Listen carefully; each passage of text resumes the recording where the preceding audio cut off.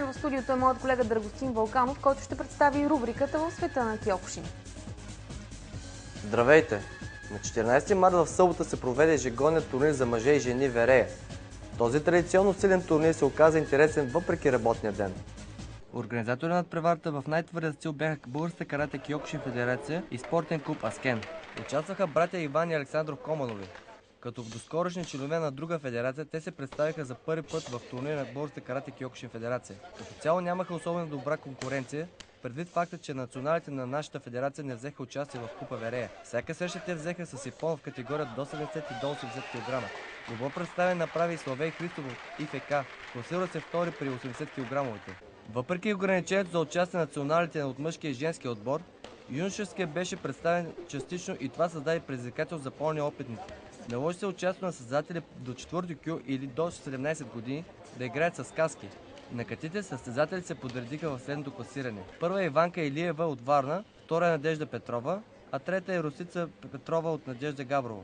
Минималната възраст в тази дисциплина беше 16 години.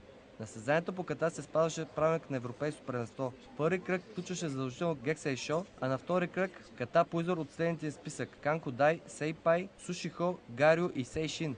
В състезанието по комите при жените в тежка категория плюс 60 кг първа е Катерина Драгоева от Надежда Габоро, втора е Анита Малакова от Катана Велико Търново, а трета е Владислава Вълчева от Катана. В средната категория до 60 кг първа е Назифе Бекир от Аскен, Стара Загора, втора е Владимира Господинова също от Аскен, а на трета позиция наредиха Марина Желязкова от Варна и Петя Колева от Надежда. В леката категория до 50 кг първа е Айшегил Шен от Самурай Бургас, втора е Анелия Василева от Аскен, на трета позиция наредиха Марина Георгиева от Катана и Николета Илиева също от Катана.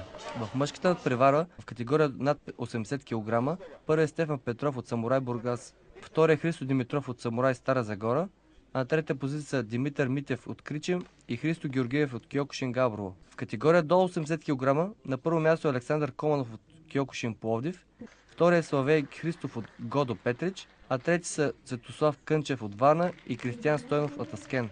В средната категория до 70 кг първи е Иван Команов от Пловдив, втори е Борислав Михов от Будо Севлиево, а трети са Стилян Стойнов от Аскен и Светослав Илчев от Самурай Бургас. И в надпреварата при най-леките до 60 кг първи е Антонио Марчев от Аскен, на втора позиция е Живко Неделчев от Аскен, а трети са Светослав Иванов от Габрово и Жеко Жеков от Цунами Чирпан. Шихан Трайков, Сесей Асенов. Бихте коментирали пред състезанието, което току-що приключи, с няколко думи? Много силен турнир. На този етап на подготовката ми направи впечатление, че преобладаващата част от състезателите бяха много добре тактически и физически подготвени. Смятам, че с малко повече работа в клубовете по отношение на техниката, нещата ще вървят много добра насока. Също така в последните срещи се видяха състезатели с много висок боен дух, което е много радващо. А може да отличите някой състезател конкретно? Братя Команови бяха една класа на други в категорията си, въпреки че там би могло да се засили сериозна конкуренцията. Също така Стефан Петров от Бургас, момчето в тежката категория. Мога да кажа, че при юношите почти всички бяха изключително добре подготвени технически и тактически. Благодаря. Съвсем се бихте казали какво мислиш?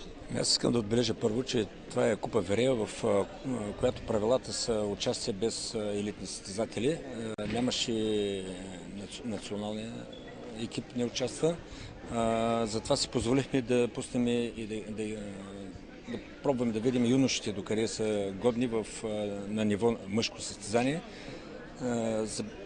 Лично аз забелязах много добър екип отдолу, който идва, от по-младите, които много равностойно стояха при мъжете. На нивото на този турнир, както казах, който е без елита и времето, в което се намираме в основно базисна подготовка, мисля, че заявката за бъдещи успехи я направихме. От тук нататък остава да работим последователно, успешно и естествено на европейски първенства да покажем нещо повече от това, което сме. Може да отличите също вие някой, кой много ви хареса? Значи аз няма да повтарям Шихан Трайков, аз ще допълня само, че наблюдавах юноши, които играха с мъжете и се държаха доста мъжки в това число. Кристиян Стойнов, Антонио Марчев, също от Варна и от Бургас имаше добри състезатели.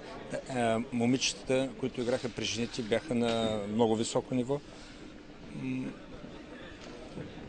Това няма какво повече да кажа. Просто доволен съм от представянето и от заявката, която направиха всички състезатели за бъдещо развитие.